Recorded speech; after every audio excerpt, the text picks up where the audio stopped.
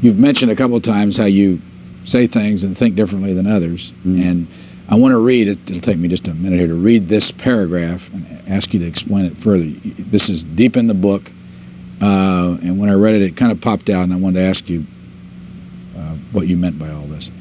Say, any fundamental re-examination of the assumptions behind preferential policies, that's the name of the book, and still more so, any resulting change of policies, can expect to encounter their vocal, bitter, and determined opposition, including inevitable charges of racism against outsiders, labels of traitor put on any members of their own group who disagree with them, who disagree publicly with them, and whatever other claims or charges seem likely to be politically effective.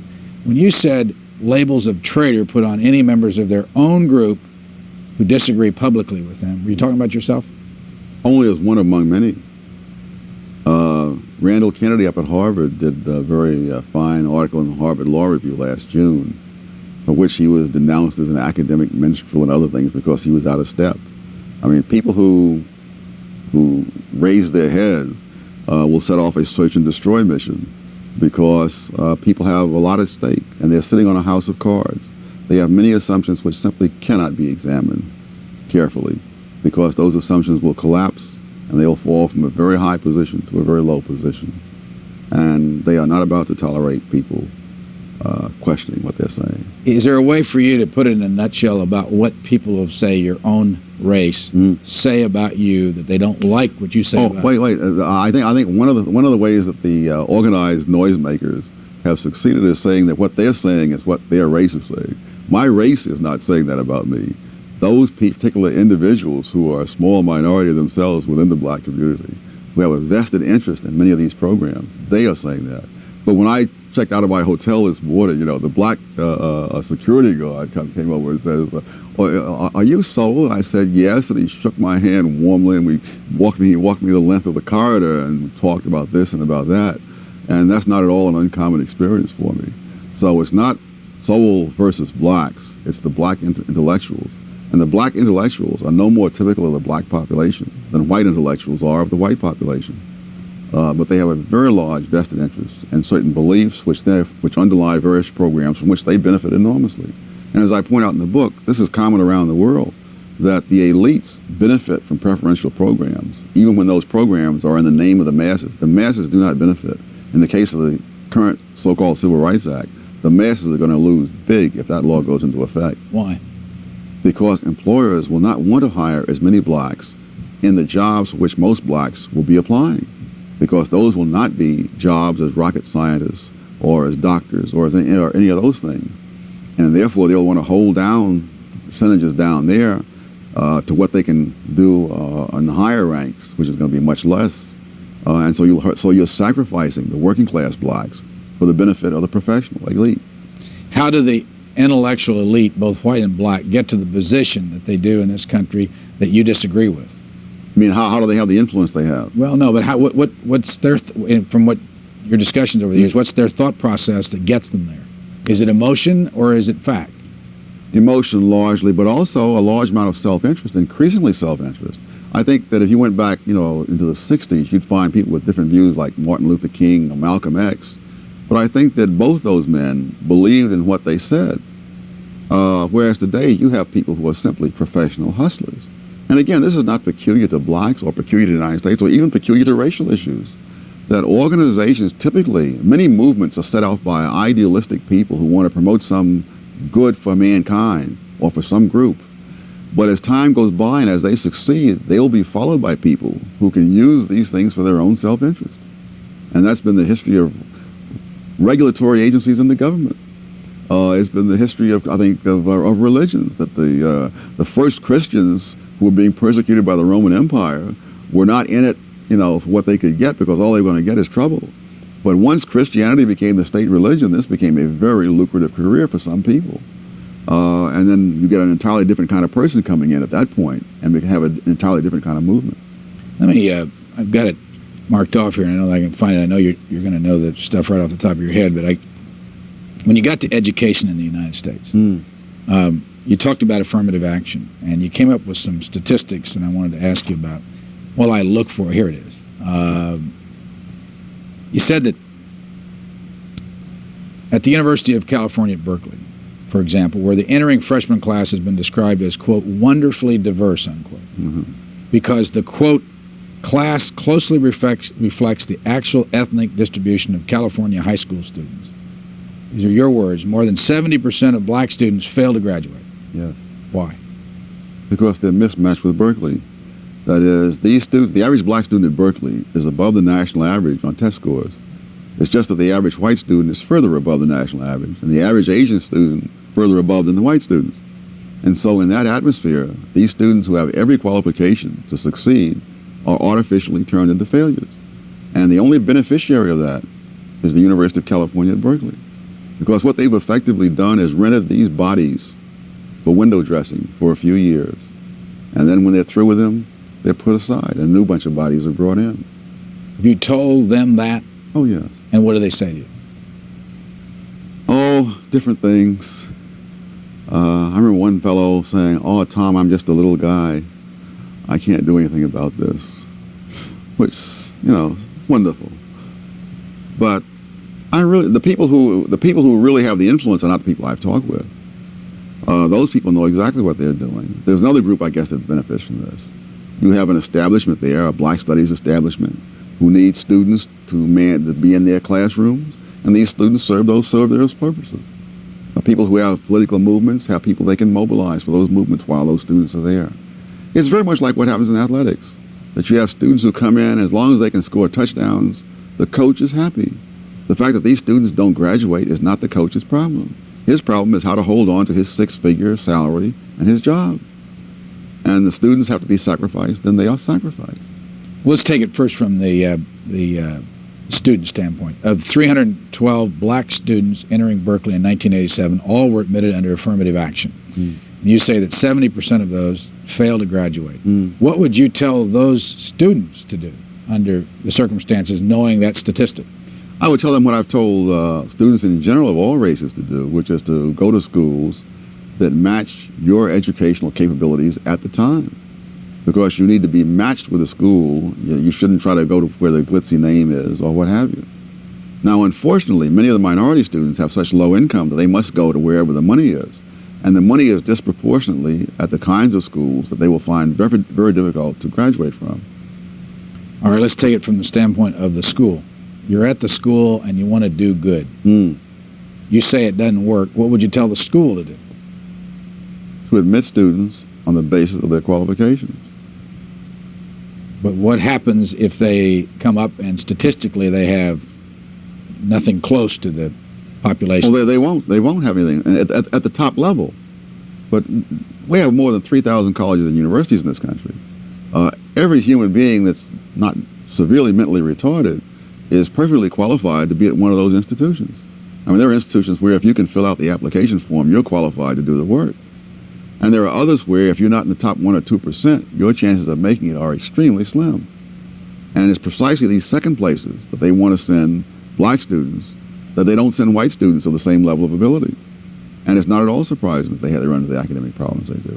Let me give you another example that's not in the book. At MIT, the average black student is in the top 10% nationwide in mathematics, and in the bottom 10% at MIT. And 1/4 of them don't make it. Now, when you realize how few black students at that level, to lose 1/4 of them, you can't afford that. I think there's another larger loss that you have. You have the kid who goes to a top-level school, and he wants to be a chemist or whatever. And now he gets there and he finds he cannot learn chemistry as it's taught at that school. Does not mean he can't learn chemistry. It means that if they have very high-pressure students, they can teach this stuff at a very fast rate, skipping on explanations, skipping over steps in the mathematics, and these students will all pick that up as they go along. He may find that he can't keep up with that. And so in order to survive, he switches into some easy subject, which may be some ethnic studies program or what have you.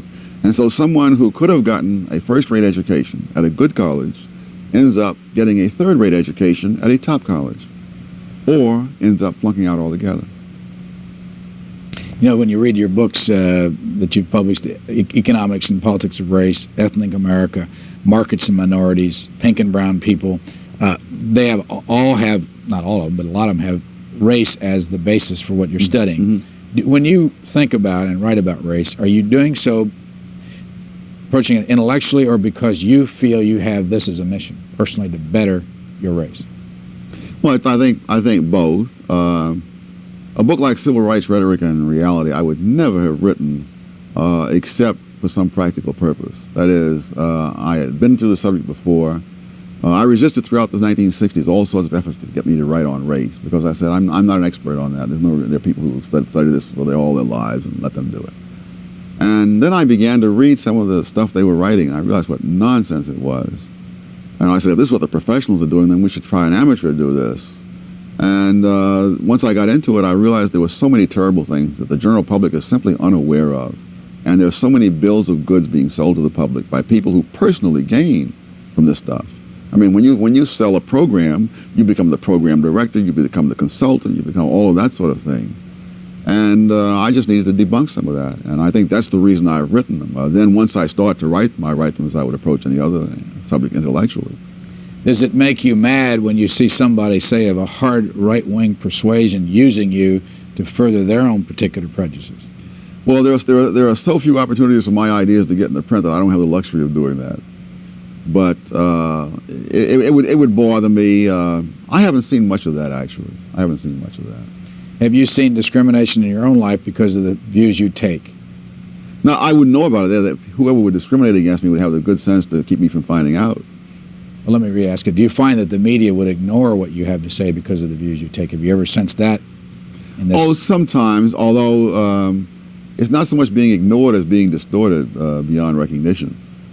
A terrible thing happened some years ago on CBS Morning News when they try to represent me as someone who believes that blacks are genetically inferior. And I had written, at least half a dozen articles attacking the thesis of Arthur Jensen. And so much so that the BBC had once wanted to arrange a debate between me and Jensen, and neither of us wanted to be bothered. But I was thinking, why is it that in London they understand what my position is, but in Washington they can't find out what it is? Particularly since it's been in print repeatedly and at enormous length. I conducted a large survey of IQs about 20 years ago, collected about over 100,000, and wrote all this stuff up. So it's a matter of public record. And yet to lie like that is just too much. What's the state of prejudice in the United States today compared to earlier years in your life? It depends on the base year, like most comparisons. If you take 30 years ago, greater. Certainly greater in the academic world.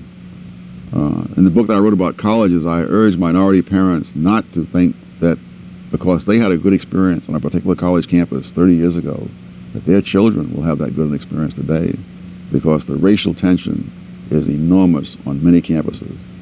The colleges themselves try to say that they're victims of the racism of the larger society. And in point of fact, the racism on the campuses is greater than that in the larger society, in many campuses. And what I worry about is that they're going to graduate into the general society, blacks and whites alike, who hate each other's guts, and who can be the leaders of new racial strife for the future. What's causing that on college campuses? One of the factors is the preferential policies. But it's more than just that, because that in itself sets in motion a series of events which add to the original resentment over the preferential policies. That is, you put yourself in the position of a black kid who comes out of a ghetto school, and he's gone through for 12 years with nothing but A's and B's, without a great deal of effort. And now he finds himself for the first time in his life in a predominantly white environment. And he finds that when he works twice as hard as he's ever worked, all he gets back for his work is a D. And that there is also a minority establishment. This is true not only of blacks but of minorities in general. Establishment which tells him, yes, this is the racism on this campus. That the white power structure is trying to keep you down, and it has to have a certain plausibility to it. It would have had a certain plausibility to me had I come along in that era. Now, I was fortunate enough in one sense that having grown up in the South and then transferred to New York, I was shifted between different levels of education. And so I was the top student in my class in North Carolina. And then I was immediately the bottom student in my class in Harlem. And I was way behind whoever was next to the bottom because the educational differences were just that great. Very painful period of adjustment. But there was no racial issue involved since all the other kids who were ahead of me were all black. And so I got through that. And then for a second time in my life, I'd gone out on my own when I was 17, and I didn't return to college full time until I was about 25. For the second time in my life, I went into an environment that was very difficult compared to what I'd been used to. And once again, I was way behind. I was in danger of flunking out of school the first semester. Where were you then? Harvard. It really is incredible to, for the first time in your life, in 10 years, you're a full-time student, and you're a full-time student at Harvard without a high school diploma. So there were little difficulties. And studying what? At that stage, I was studying just general things, but I majored in economics, and all my degrees are in economics. And again, an enormous adjustment to make, but there was no one there to tell me, all these white professors have it in for you, and that's why you're doing badly. Because first of all, I had done badly in Harlem, and I'd overcome it. I was doing badly there, and I overcame it. But what happened take that Harvard experience through? How long did you stay at Harvard? Well, I graduated. Graduated from Harvard. I'm sorry, I thought you said earlier you went to Howard. I went there for a year and a half, and then I transferred to Harvard. Oh, okay. See, but I was going to Howard in the evening while working full-time during the day. So when I went to Harvard, I was a full-time student for the first time in 10 years. And so that was... And what years did you go to Harvard? Remember? I graduated class of 58. So that you can understand how the student would find this plausible. I talked to a black man recently, a lawyer, who said when he was in law school, he was told when he first got there that Professor X never gives black students more than a C. And he got a B+. But there was great consternation because one of the myths had fallen. But it's truly criminal what goes on in terms of using and manipulating the students to serve all kinds of external purposes.